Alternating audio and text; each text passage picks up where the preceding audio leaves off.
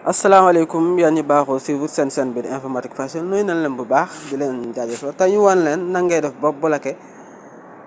appel inconnu yi appel bu mu mënti doon mu nekk appel inconnu bu la wooyee du la jot da nga koy activer rek ba appel bu nekk inconnu rek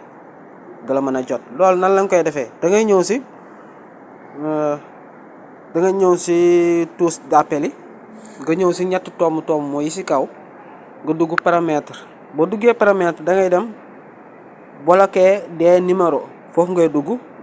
nga ñëw daal di activer blocage des appelants inconnus foofu ngay activer mooy boo ko activer rek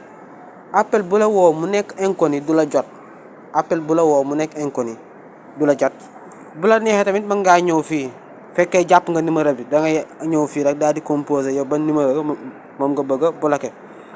après fekkee da ngaa composé benn numéro boobu boo dikkee fii si plus bi mën ngaa yokk tamit mooy yeneen numéro yu ëpp yooyu wala nga ñëw fii contact boo duggee contact nga daal di xool yow ban contact sa contact gi moom nga bëgg a bloqué nga daal koy bloqué